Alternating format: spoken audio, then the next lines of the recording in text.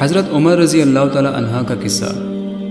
حضرت عمر رضی اللہ تعالی عنہ جن کے پاک نام پر آج مسلمانوں کو فخر ہے اور جن کے جوش ایمانی سے آج تک کافروں کے دلوں میں خوف ہے، اسلام لانے سے قبل مسلمانوں کے مقابلے اور تکلیف پہنچانے میں بھی ممتاز تھے۔ نبی اکرم صلی اللہ علیہ وسلم کے قتل کے درپے رہتے تھے۔ ایک روز کفار نے مشورہ کمیٹی قائم کی کہ کوئی ہے جو محمد کو قتل کر دے صلی اللہ علیہ وسلم۔ عمر رضی اللہ تعالی عنہ نے کہا کہ میں کروں گا۔ لوگوں نے کہا کہ بے شک تم ہی کر سکتے ہو۔ عمر رضی اللہ تعالی عنہ تلوار لٹکائے ہوئے اٹھے اور چل دیے۔ اسی فکر میں جا رہے تھے کہ ایک صاحب قبیلہ زہرا کہ جن کا نام حضرت سعد بن ابی وقاص رضی اللہ تعالی عنہ ہے، انہوں نے پوچھا کہ عمر کہاں جا رہے ہو؟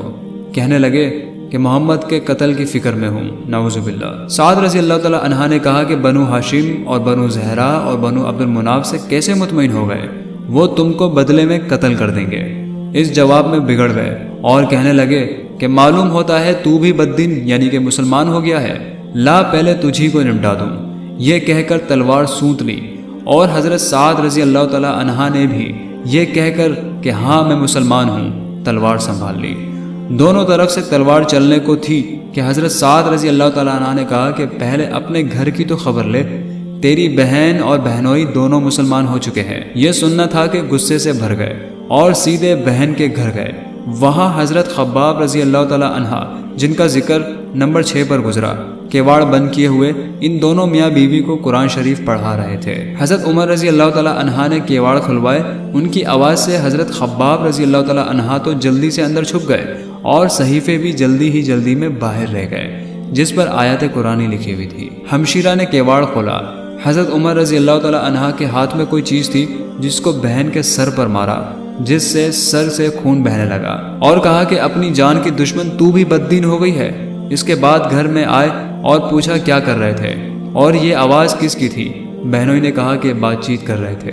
کہنے لگے کیا تم نے اپنے دین کو چھوڑ کر دوسرا دین اختیار کر لیا ہے؟ بہنوئی نے کہا کہ اگر دوسرا دین حق ہو تب یہ سننا تھا کہ ان کی داڑھی پکڑ کر کھینچی اور بے تحاشا ٹوٹ پڑے اور زمین پر گرا کر خوب مارا۔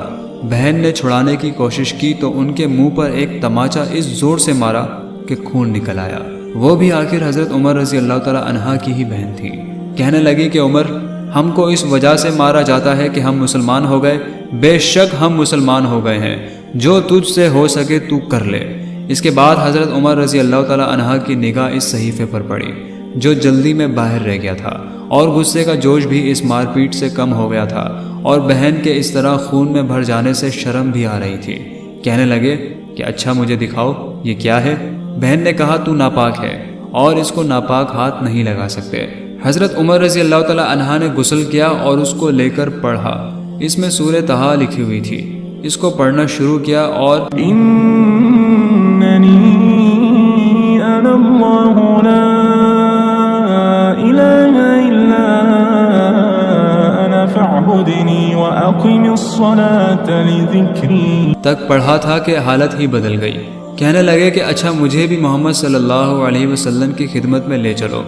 یہ الفاظ سن کر حضرت خباب رضی اللہ تعالی عنہ اندر سے نکلے اور کہا کہ اے عمر رضی اللہ تعالی عنہ، تمہیں خوشخبری دیتا ہوں کہ کل حضور اقدس صلی اللہ علیہ وسلم نے دعا مانگی تھی کہ یا اللہ عمر اور ابو جہل میں جو تجھے زیادہ پسند ہو اس سے اسلام کو قوت عطا فرما۔ معلوم ہوتا ہے کہ حضور کی دعا تمہارے حق میں قبول ہو گئی۔ اس کے بعد حضور صلی اللہ علیہ وسلم کی خدمت میں حاضر ہوئے اور جمعے کی صبح کو مسلمان ہوئے۔ ان کا مسلمان ہونا تھا کہ کفار کے حوصلے پست ہونا شروع ہو گئے۔ کفار مشورے کر کے ان حضرات کو ناپید کرنے کی کوشش کرتے رہتے اور طرح طرح کی تدبیریں کرتے، تاہم اتنا ضرور ہوا کہ مسلمان مکہ کی مسجد میں نماز پڑھنے لگے۔ حضرت عبداللہ بن مسعود رضی اللہ تعالی عنہ فرماتے ہیں کہ عمر رضی اللہ تعالی عنہ کا اسلام لانا مسلمانوں کی فتح تھی، اور ان کی ہجرت مسلمانوں کی مدد تھی، اور ان کی خلافت رحمت تھی۔